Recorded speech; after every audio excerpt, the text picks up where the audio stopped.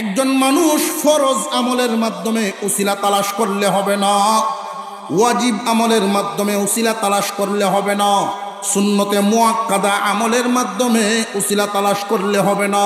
কারণ এই যে তিনটা আমল করি, এই তিনটা আমলের উদ্দেশ্য আমাদের ভিতরে আছে।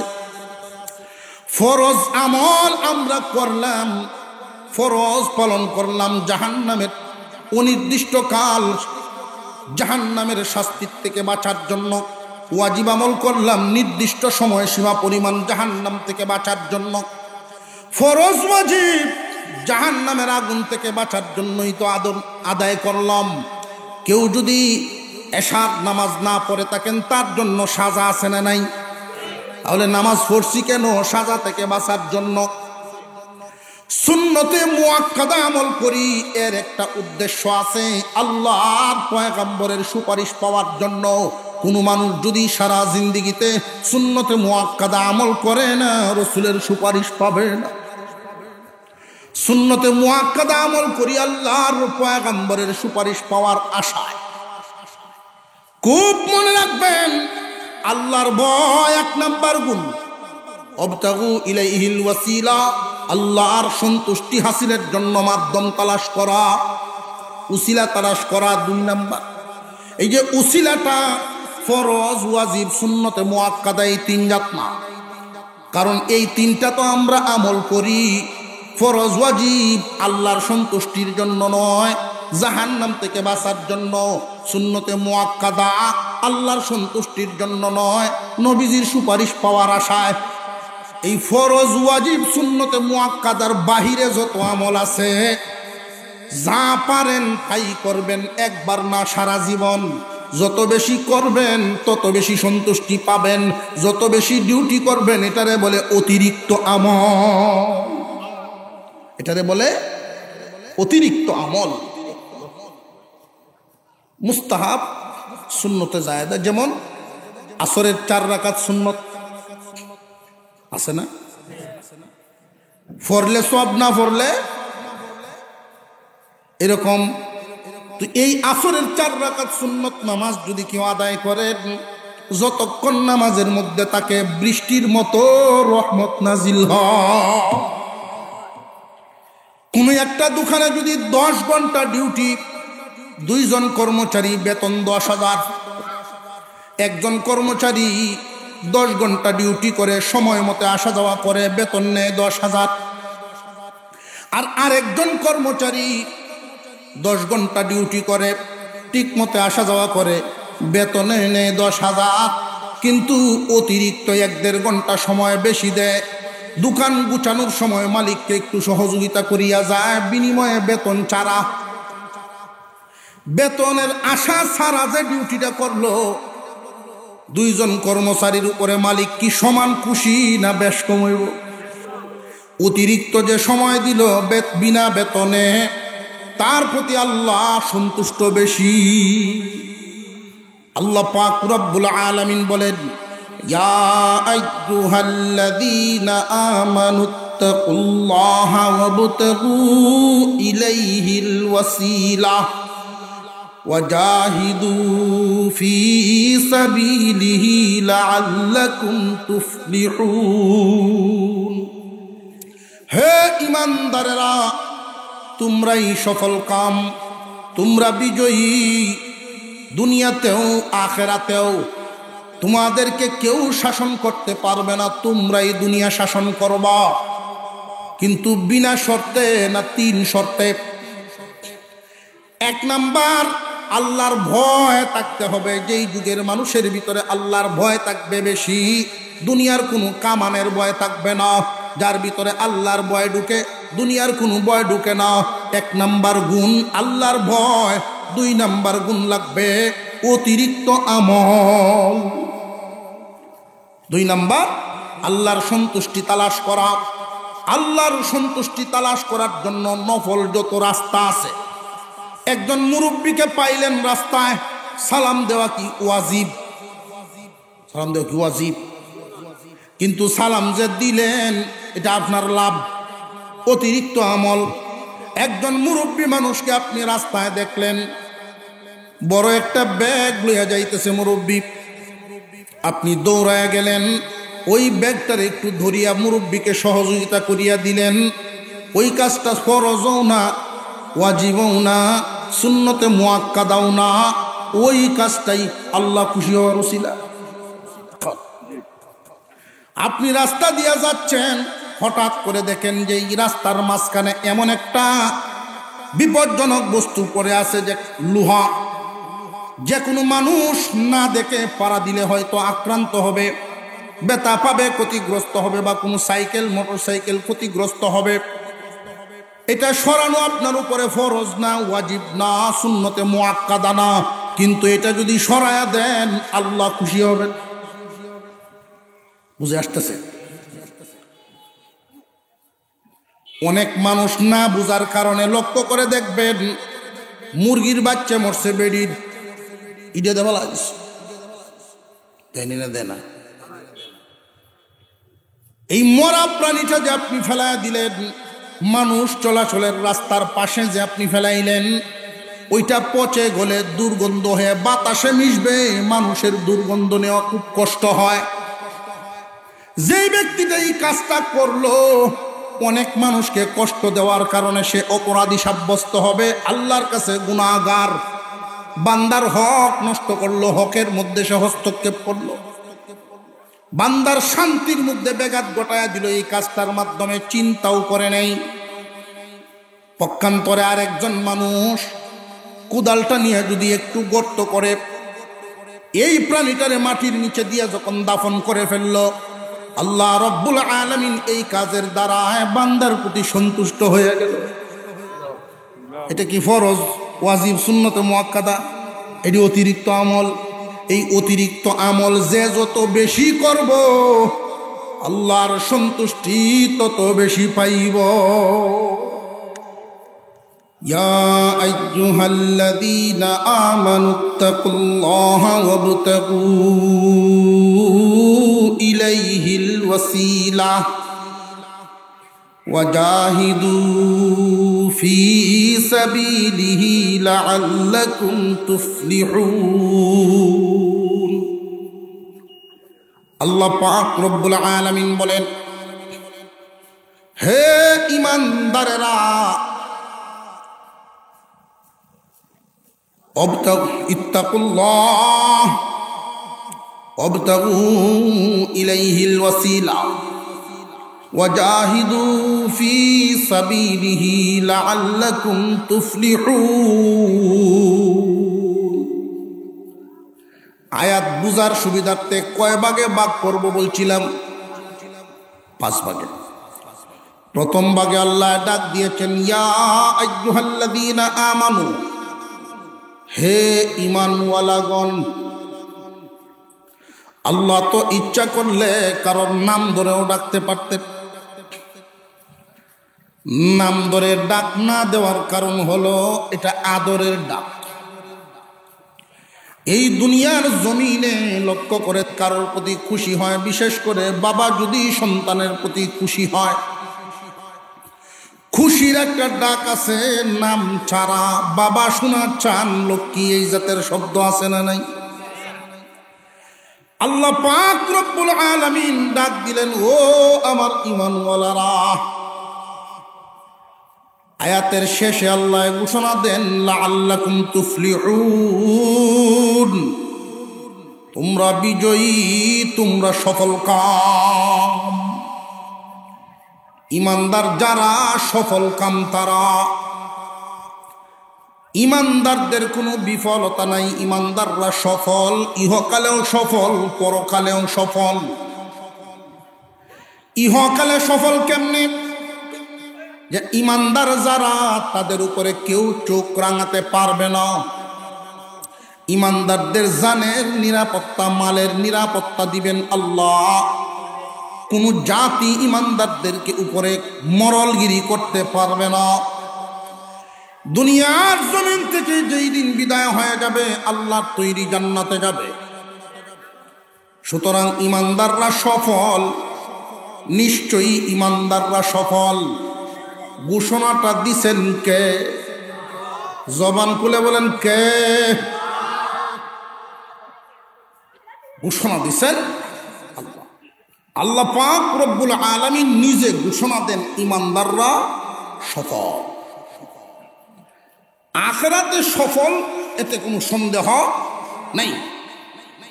কিন্তু দুনিয়ার জমিনে বাস্তব চিত্রের দিকে তাকালে অন্তরে প্রশ্ন জাগে। আল্লাহ ঘোষণা দিলেন ইমানদাররা সফল, কিন্তু বাস্তবে দেখা যায় বহু জায়গায় বিফল। ঠিক না বেঠিক? সামাজিক থেকে ধরে আন্তর্জাতিক পর্যন্ত একজন ইমানদারের সফলতা দেখি না, বিফলতা দেখি। অথচ আমাদের এই দেশে ইমানদারের সংখ্যা কম না বেশি? বেশির আওয়াজটা যে কয়জনে দিছ এতেই বুঝছি যে বেশি। পার্সেন্টেজ এভাবেই। ইমানদারের সংখ্যা আমাদের দেশে কম না বেশি? এখন যদি স্কেল দিয়ে মাপ দেওয়া হয় বা সালুন দিয়ে সালা দেওয়া হয়, তখন যে কয়জন থাকবো সংখ্যায় কমবে। নামে ইমানদার যেহেতু বেশি, সফলতাও এই জন্য নাই। আল্লাহ পাক রব্বুল আলামিনের ঘোষণায় কোনো সন্দেহ নেই। ইমান লইয়া দুনিয়া ছাড়বে যারা, আখিরাতে সফল হবে তারা, কোনো সন্দেহ নাই। কিন্তু দুনিয়ার জমিনের বিভিন্ন দিকে তাকালে সামাজিক থেকে নিয়ে আন্তর্জাতিক পর্যন্ত, আজকে যদি আমি ঘোষণা দিই, এক ইলেকশন তো গেছে, সামনে যখন একটা আইতাছে, উপজেলা একটা আইতাছে না, যে মুন্সিগিরি তো করলামই বহুদিন, ওয়াজ নসিহত করছি, আমার বক্তব্যের তোর অভাব নাই। আলহামদুলিল্লাহ, আপনারা আমার মোহব্বত করুন, এই আশা তো আছে। যারা আমার নাম শুনলেই ওয়াজ শুনতে আইয়ে, এরা একটা বুট যে দিব, এটা ইনশাল্লাহ মিস নাই। এই আশা একা রইলাম, পরে জামানত তাহা কিনা আল্লাহ জানে।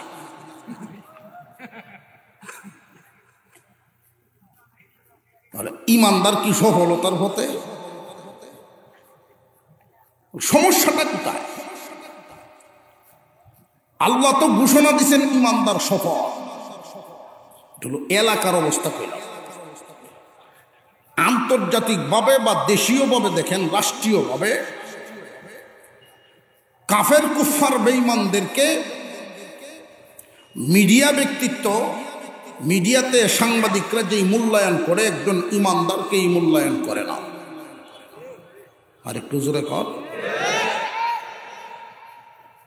একজন গুনাহগার ফাসিক কাফের কুফারকে যেই পরিমাণ মূল্যায়ন করা হয়, একজন ইমানদারের এই পরিমাণ মূল্যায়ন নেই। এয়ারপোর্টেও যদি যান, পাঁচ হইতে খ্রিস্টানদের যে শুটপুটটা খালি পোশাকটা, ট্রাইডের বাড়িতে দেখলি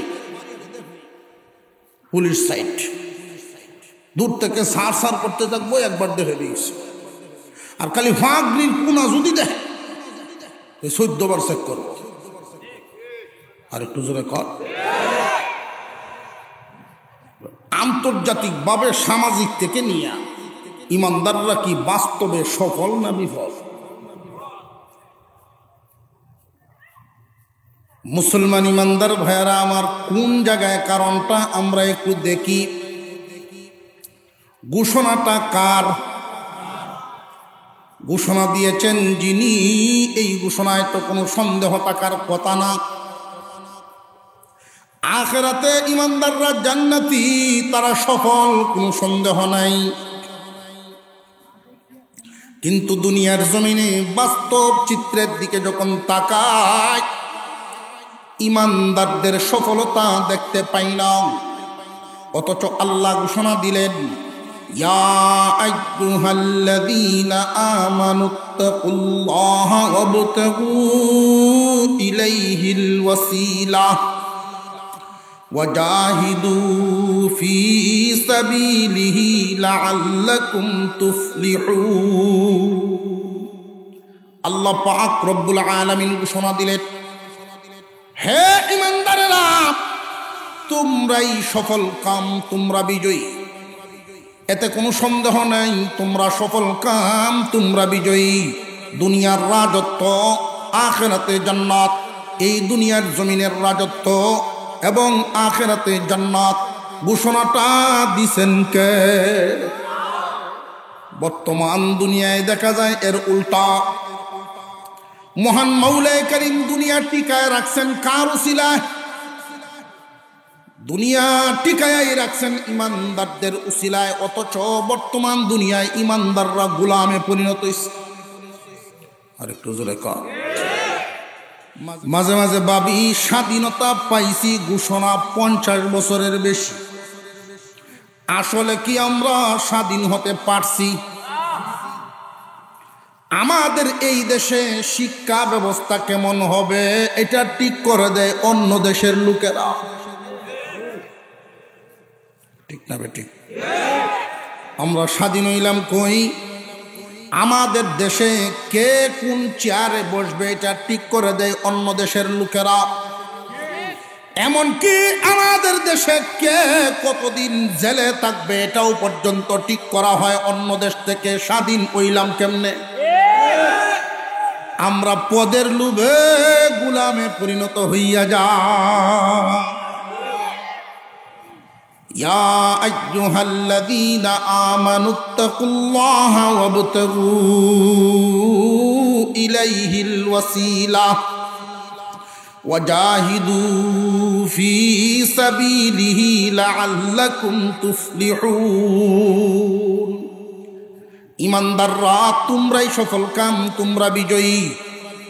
এই দুনিয়ার জমিনে তোমাদের উপরে মরলগিরি করবে এমন কোনো জাতি নাই। তোমরা সফল কাম। এই দুনিয়া বানাইছেন যিনি, আমাদের মালিক যিনি, আমাদের রব যিনি, সৃষ্টিকর্তা যিনি, ঘোষণা দিয়েছেন তিনি। তাহলে গন্ডগোল কোথায় দাঁড়াইল? আয়াতখানা বুঝার সুবিধার্থে কয় ভাগে ভাগ করেছিলাম? আরো জোরে কন। প্রথম ভাগে আল্লাহ ঘোষণা দিলেন হে ইমানদার। শেষ ভাগে আল্লাহ বলেন তোমরাই সফল কাম। মাঝখানে আরো কয় ভাগ রইল? এক নম্বরে আল্লাহ বলেন ইত্তাকুল্লাহ, আল্লাহকে ভয় করো। আল্লাহকে ভয় করার ঘোষণা দিয়েছেন আল্লাহ। বর্তমান আমাদের দেশে আমরা যে বললাম স্বাধীন হয়েছি 50 বছরের উপরে, কিন্তু এখনো স্বাধীনতা পাই নাই। এর কারণটা কোথায় খুঁজে পাওয়া যাবে? এর কারণটা কি? আল্লাহ পাক রব্বুল আলামিন প্রথম ঘোষণাটা দিলেন শর্ত, 3টা শর্ত। প্রথমে দিলেন ডাক, শেষে দিলেন ঘোষণা, হে ইমানদার তোমরা সফল কাম। মাঝখানে শর্ত আছে কয়টা? যেই যুগের মানুষ এই শর্ত পালন করবে, এই শর্তগুলো যাদের মধ্যে থাকবে, যারা এই 3টা গুণে গুণান্বিত হবে, যেই যুগের মানুষদের মধ্যে এই 3টা আমল থাকবে, আল্লাহ রব্বুল আলামিন নিজের সাহায্য তাদের জন্য পাঠাইবে। মুসলমান ইমানদার ভাইরা আমার, আল্লাহ পাক রব্বুল আলামিন ঘোষণা দিলেন ইত্তাকুল্লাহ, আল্লাহকে ভয় করো। কিন্তু আমরা বর্তমান সময়ে দেখা যায় আল্লাহকে ভয় করি মুখে, বুকে না।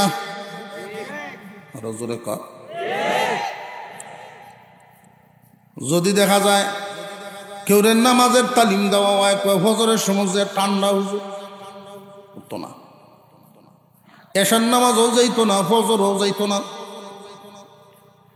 মুয়াজ্জিনে ডাকতেছেন আল্লাহু আকবার, আল্লাহু আকবার, হাইয়া আলাস সালাহ, হাইয়া আলাল ফালাহ। ডাক আছে না নাই? ঠান্ডার ভয়ে মসজিদে যায় না। আল্লাহর ভয় কি পরিমাণ আছে এটা বুঝাইতেছে। কিন্তু খবর আইছে তোর নামে তো গাইবি মামলা হয়েছে একটা, পুলিশ কোন সময় ঠিক নাই, ঠিক না? এমনি হান ডাক্তার করে রোজ দিয়ে যাইরান চোখ দেলা সাজ্জা খায় আলাই খায় আউরো হুতন লাগবো, আউরো কোনা ন এই গাঁয়ের যারা আছে সব একখানো দল হইব, জমাত মসজিদ আইয়া না আরো জমাত করে, আছে না নাই? আল্লাহর ভয় বেশি না পুলিশের ভয়? জানিয়ে রাখবেন মুসলমান, আল্লাহর ভয় যার দিলের ভিতরে ঢুকবে, দুনিয়ার কোনো ভয় আর ঢুকবে না। যার ভিতরে আল্লাহর ভয় পরিপূর্ণভাবে ঢুকিয়া যায়, দুনিয়ার কোনো ভয় তাকে স্পর্শ করতে পারে না। যার ভিতরে আল্লাহর ভয় থাকে না, তার ভিতরেই বিভিন্ন ধরনের ভয় গিয়া জাগাল। প্রশ্ন হলো, আল্লাহকে ভয় করব কেমনে? আমরা তো চাই আল্লাহকে ভয় করতে, আল্লাহর ভয়টা আমার আপনার ভিতরে ঢুকে না। ও ভাই, আল্লাহর ভয় আপনার আমার ভিতরে কিভাবে ঢুকবে, কিভাবে চললে আল্লাহকে ভয় করা হয়? সহজ কথা, আল্লাহ যা নিষেধ করেছেন তা থেকে বেঁচে থাকো, আল্লাহ যা আদেশ করেছেন তা তুমি আঁকড়ায় ধরো।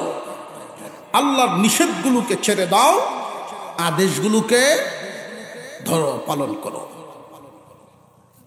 যদি দেখা যায় আল্লাহর এই হুকুম পালন করতে, আল্লাহ নিষেধ করেছেন এমন কাজ থেকে নিজেকে বাঁচাতে পারো না, আল্লাহ আদেশ করেছেন এমন কাজটা তোমার দ্বারায় পালন হচ্ছে না, বান্দা, তাহলে বোঝা গেল তোমার ভিতরে আল্লাহর ভয় নাই।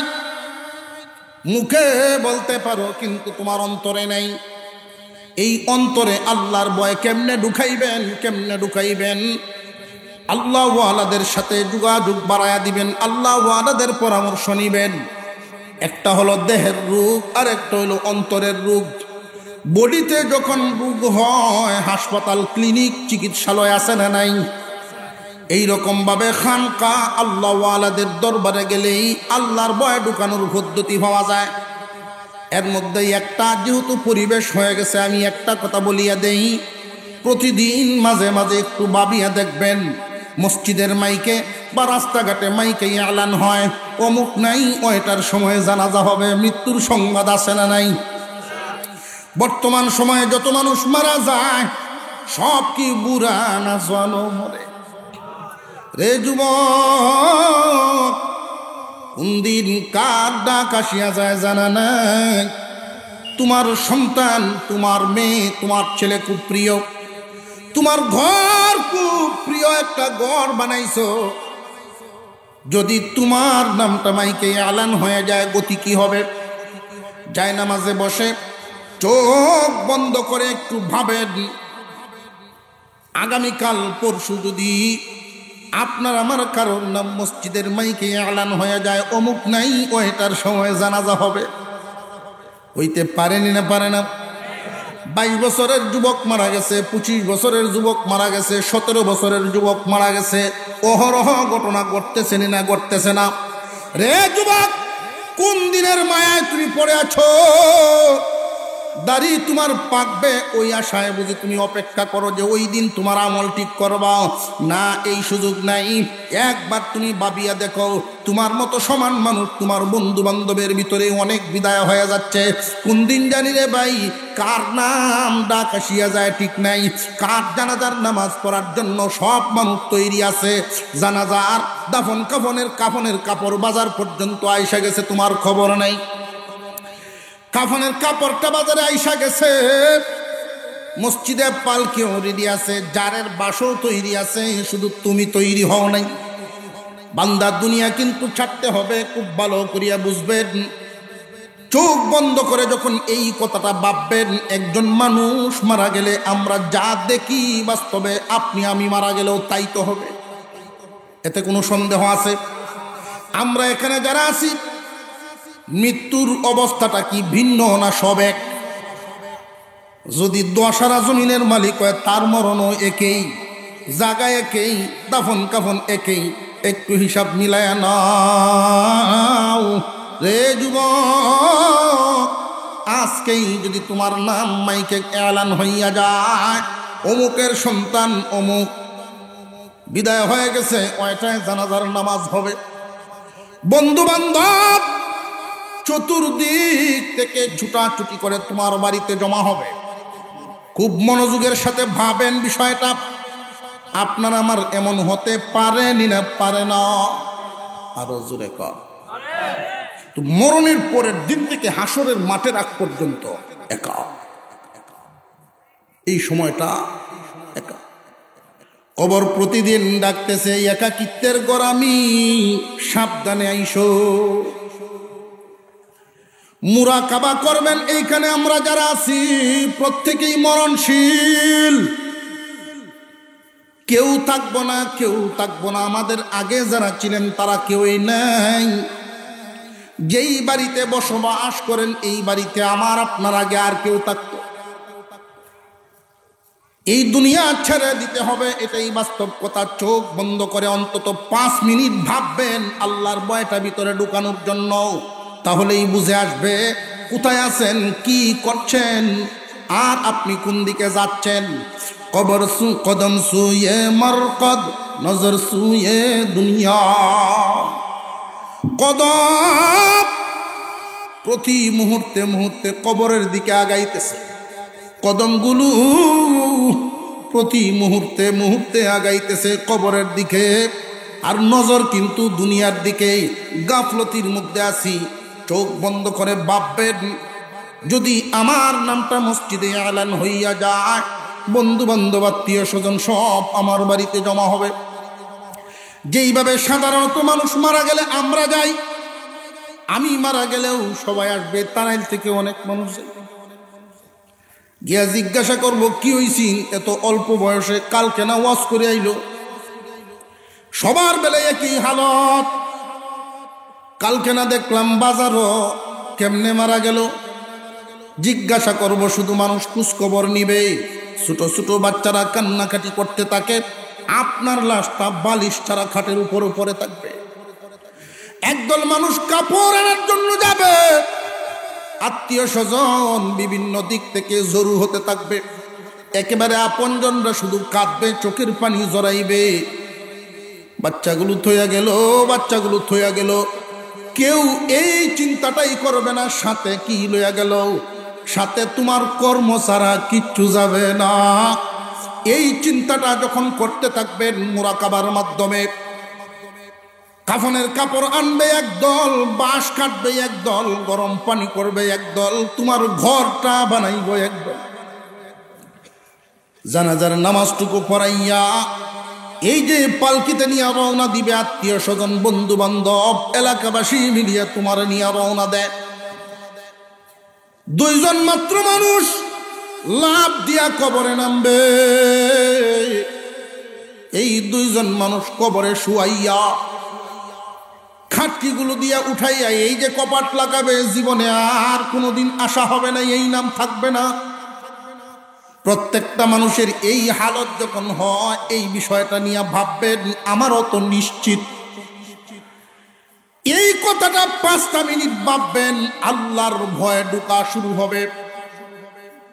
আল্লাহর ভয়, আল্লাহ পাক রব্বুল আলামিন বলেন ইত্তাকুল্লাহ। ইমানদাররা তোমরা যদি সফল হইতে চাও, নিশ্চিত তোমরা সফল হইবা, কিন্তু গুণ লাগবে। 1 নাম্বার গুণ ইত্তাকুল্লাহ, আল্লাহর ভয়। আল্লাহর ভয় কাকে বলে?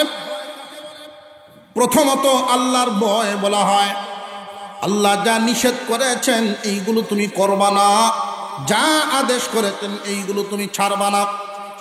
আল্লাহ যা নিষেধ করেছেন, যা আদেশ করেছেন, ওই কাজগুলোর মধ্যে যখন মন অলস হয়ে যায়, তখন এই কথাটা ভাববেন যে কোনো মুহূর্তে আজরাইল আমাদেরকে নিতে পারেননি না পারেন না। যে কোনো মুহূর্তেই আজরাইল যদি আসতে পারে, তাহলে আর অলসতা করে লাভ নাই রে।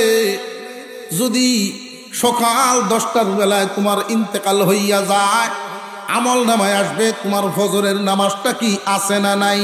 তোমার আমল নামায় যদি দেখা যায় জীবনের শেষ ওয়াক্তটা পড়া হয় নাই, জীবনের শেষ ওয়াক্তটা নামাজ ছাড়া দুনিয়ার থেকে বিদায় হইছ, মরণের কথাটা বেশি বেশি ভাববেন, মৃত্যু নিয়ে বেশি বেশি ভাববেন। কারণ মরণ এমন একটা বাস্তব, মৃত্যু এমন একটা বাস্তব। বাবার আগে সন্তান যায়, দাদার আগে নাতি যায়। যাইতেই হবে, তুমি থাকলে আর কতদিন? বান্দা আল্লাহর হুকুম অবশ্যই পালন করতে হবে।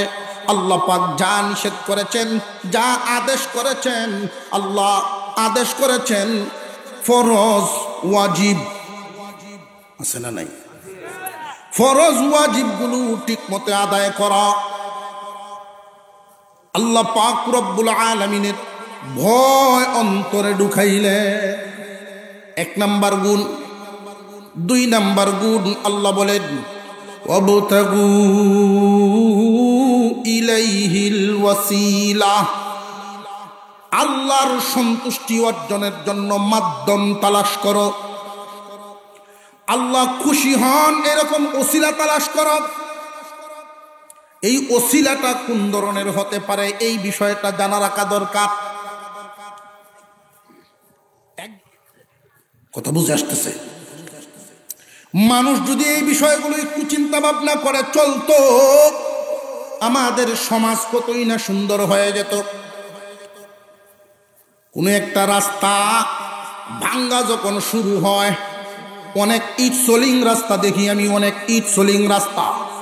হায়রে দুনিয়ার মানুষ, আল্লাহর ভয় মানুষের ভিতরে না থাকলে যা হয়। 1 কিলোমিটার রাস্তা যদি সরকারের বরাদ্দ থেকে সোলিং করা হয়, সোলিং রাস্তা ইট বিছায়া 1 বছর যায় মোটামুটি বালা, পরের বছর ইট লড়ে। এর পরের বছর যখন গেলাম গিয়া দেখি কয়েক হাজার ইট নাই। ইটের কি ফাঁকা আছে? অনেক মানুষ গরুর তলে দিতাম নিচে আতরিয়া 2টা। 8-9 বছর যে একটা ছেলে আছে, এটার যে সময় গরু আস একটা ওই এইটা নিস গড় সাইড করে ফেলছে, সাইড পাক করে ফেলছে গড়। এই যে সরকারের মাল যদি কেউ বক্ষণ করে, কেউ নেয় জানেন না। কোনো একজন ব্যক্তির মাল, একজন মালিক, তার কাছ থেকে যদি কেউ মাল নেয়, তারে যদি ঠকায়, অনুতপ্ত হইলে, ভুল বুঝলে, ভুল যখন সংশোধন হয়, ভুলটা যখন বুঝতে পারে, তখন ওই লোকটা যদি জিন্দা থাকে তার হাত ধরে মাফ লওয়ার সুযোগ আছে। কিন্তু সরকারি মাল যদি কেউ এইভাবে দখল করে, এইভাবে খায়, তাহলে অবস্থাটা কি দাঁড়ায় জানেননি? সরকারের মাল সারা দেশের মানুষ মালিক। সরকারি ফান্ডের মালিক কি একক কোন ব্যক্তি না সারা দেশের মানুষ? সারা দেশের মানুষের কাছে গড়ে গড়ে গিয়া মাপ চাইতে হবে, নইলে মুক্তি পাইবা না। ওই সমস্ত বদামলের কারণে নেকি নষ্ট হইয়া যাইব। তোমার কষ্টে অর্জন করা নেকি অন্যরা নিয়ে যাইব, তুমি মিসকিন হইয়া দাঁড়াইবা। খুব সাবধান। পারলে যদি দেখা যায় যে একটা ইট সরে গেছে, এখানে যদি আল্লাহকে খুশি করার মতো মন তৈরি হয় যে আমি একজন নামাজি, আল্লাহর হুকুম মানি, ফরজ ওয়াজিব সুন্নতে মুআক্কাদা মানি, হারাম মাকরুহে তাহরিমের থেকে আমি নিজেরে বাঁচায় রাখি, এখন আমার কাজ অতিরিক্ত আমল ফাইলে করা। যদি দেখেন এমন একটা কাজ, একটা ইট কে জানি তুলে ফেলছে বা ভেঙে গেছে, পারলে 2 কুদাল মাটি দিয়ে ইটটা বসায়া দেন, সবের মালিক হবেন আল্লাহ খুশি। যখন বুঝাইছে আল্লাহ পাক রব্বুল আলামিন অতিরিক্ত আমলের মাধ্যমে বান্দার প্রতি খুশি হবেন। ইয়া আইয়ুহাল্লাযীনা আমানুত্তাকুল্লাহ ওয়াবতাগু ইলাইহিল ওয়াসিলা। হে দুনিয়ার ইমানদার, তোমরাই সফল কাম, নিশ্চিত তোমরা সফল হবে। গুণ লাগবে কয়টা? 5টা বলে আঙ্গুল 5টা দর্শি ঘুরি করতাম যে দেখি উঠো আছে কিনা। 3টা এই তো মস্ত বাড়ি তোয়াজ লয়ে যাও। আমরা বেটেন বালা তো জিগায় না, কি তা আনছ যদি জিগাইতো, এই যে 4 ঘন্টা বই আইলা কি আনছ দেও। কেউ যদি জিগায় তেমনি আধা কেজি ডাইলের বরাবর হয়ে দেয়, এটি আনছি করলে কি ডাইলের বরাবর লয়ে যাবো, দেখবেন অনেকে হুটলা লয়ে যায়, এটি নিয়ে দেয়। ওয়াজ কি নিলেন ওইটা নিয়ে শোনাইবেন যে যার তার কাছে উড়ি ভাতা গেছি দিয়ে লই আইস না, হুজুরে কইছে শুনছি আসবো, জামেলা আছে আছে না নাই? মুঠে দিছে এক বেটে লয়ে থাকে আরেক বেটে, এমনও আছে না নাই? এই কথাটি যদি তাদেরকে বোঝানো যায়, কার মালটা কাজ? এক নাম্বার গুণ লাগবে আল্লাহর ভয়। আল্লাহর ভয় যার ভিতরে থাকবে, আল্লাহ নিষেধ করেছেন এমন কাজ করবে না, আল্লাহ আদেশ করেছেন এমন কাজ ছাড়বে না। দুই নাম্বার, ফরজ না, ওয়াজিব না, সুন্নতে মুআক্কাদা না, অতিরিক্ত আমল। এই অতিরিক্ত আমল যে আপনি করলেন, সন্তুষ্ট হবে কে? অতিরিক্ত আমল যে যত বেশি করবেন, নফল মুস্তাহাব, নফল মুস্তাহাব, তাকওয়া জাত যত বেশি, তাকওয়া জাত যত বেশি। একটা হলো জায়েজ আর একটা হলো উত্তম, একটা হলো জায়েজ আর একটা হলো উত্তম। এই জায়েজ আর উত্তম বুঝাই থেকে একটা উদাহরণ দেই। কথার কথা, পুত্রবধূ আপনার মেয়ে বরাবর, শ্বশুর আর পুত্রবধূ সম্পর্কটা বাপজি বরাবর এরকম। কিন্তু শ্বশুর এই মেয়েটাকে সাথে নিয়ে, পুত্রবধূকে সাথে নিয়ে একই রিকশায় যাওয়া জায়েজ, যাওয়া জায়েজ, না যাওয়া উত্তম। না যাওয়া কি? তাকওয়া। এটা যেমন জায়েজ, না যাওয়া উত্তম। নারে তাকবীর, আলহামদুলিল্লাহ। হযরতুল আল্লাম হযরত মাওলানা মুফতি আব্দুল কাইয়ুম সাহেব দামাত বরকাতুহুল আলিয়া হুজুর আমাদের মধ্যে এসে পৌঁছে গেছেন। আমরা বলি আলহামদুলিল্লাহ। আল্লাহ কবুল করেন, বলুন আমিন।